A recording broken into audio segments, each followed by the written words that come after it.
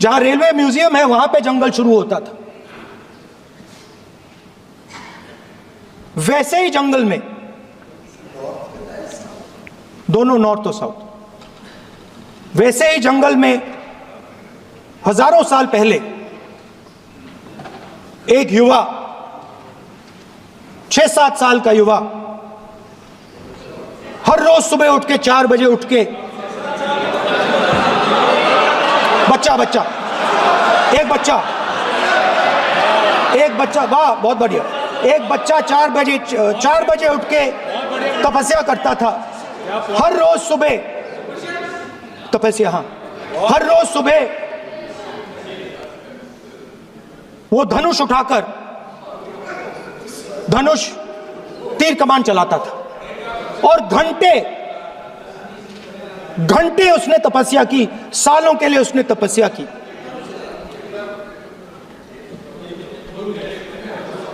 पास लोगों को पता लगने लगा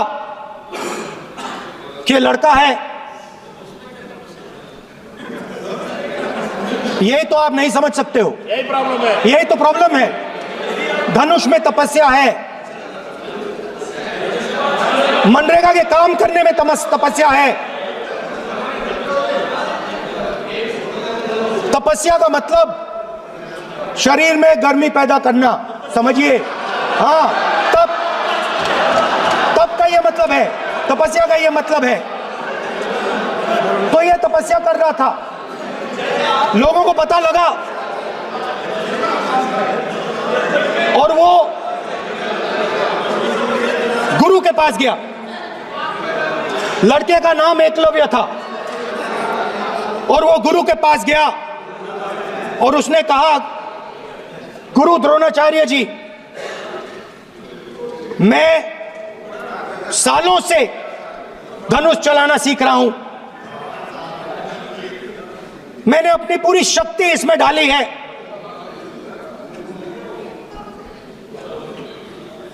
आप मेरी मदद कीजिए, आप मेरे गुरु बनिए।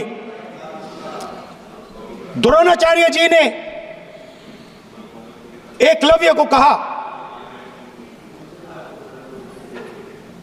कि आप ऊंची जात के नहीं हो,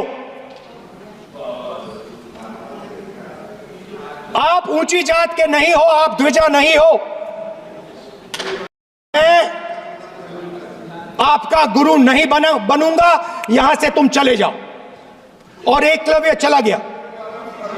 फिर से एकलव्य ने तपस्या शुरू की, फिर से तपस्या शुरू की। कुछ साल बाद द्रोणाचार्य जी और पांडव उसी जंगल से निकले। एक कुत्ता भौंक रहा था, कहानी आपने सुनी है, सुना देता हूं। कुत्ता भौंक रहा था, अचानक कुत्ते की आवाज शांत हो गई। द्रोणाचार्य जी और पांडव पास गए और उन्होंने देखा कि तीरों के जाल में कुत्ता फंसा हुआ था, मुंह में तीर था एक, हाँ, मगर कुत्ता तीरों के जाल में फंसा था, एक तीर मुंह में थी, शांत था कुत्ता, मगर कुत्ते को चोट नहीं लगी। एकलव्य ने अहिंसा के साथ कुत्ते को शांत किया था। द्रोणाचार्य जी आते हैं और एकदम पूछते हैं, तुम्हें यह किसने सिखाया? एकलव्य जवाब देता है, द्रोणाचार्य जी, यह मैं सीखा हूं, मैंने तपस्या की है, घंटों मैंने प्रैक्टिस की है।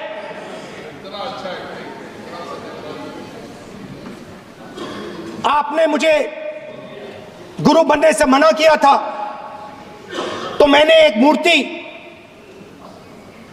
मट्टी की मूर्ति सामने रखी और मैंने प्रैक्टिस की और मैं सीखा। द्रोणाचार्य जी खुश नहीं हुए। द्रोणाचार्य जी ने एकदम कहा,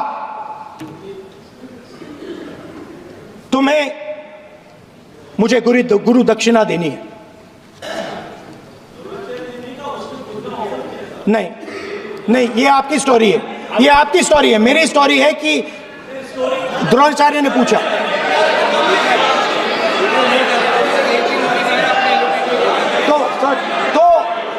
तो द्रोणाचार्य जी ने Sir, the PM will not speak. You have to understand.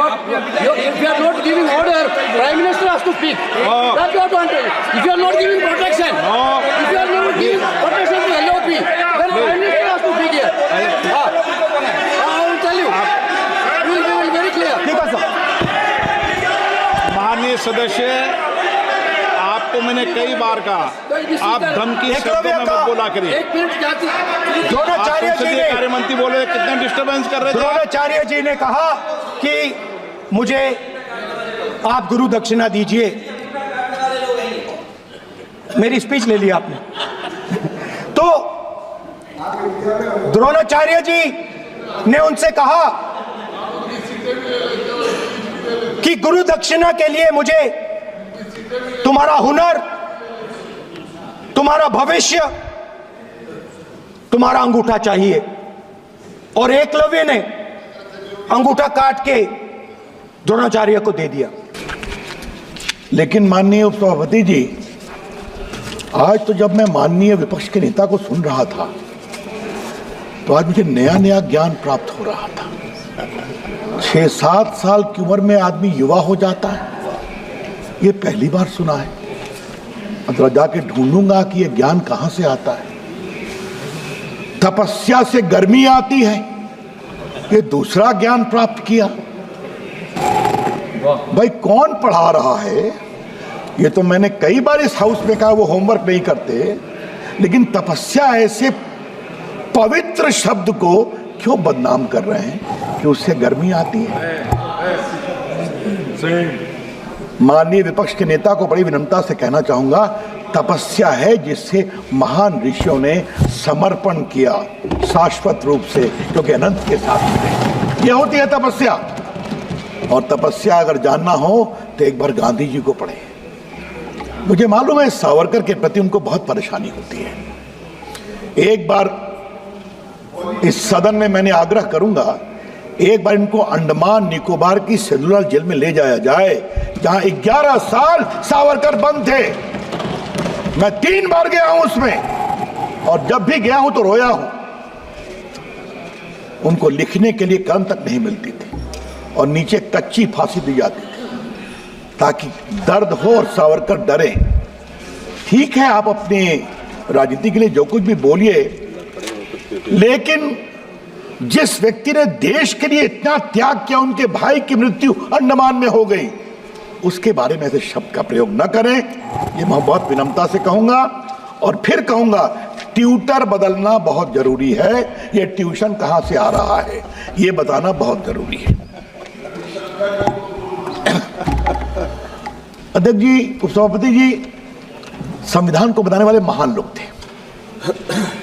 उन्हें आज 70वें वर्ष में विनम्र प्रणाम करता हूं। किसका नाम लूं? डॉक्टर अम्बेडकर का लिया गया, नेहरू जी का लिया गया, राजेंद्र बाबू का लिया गया।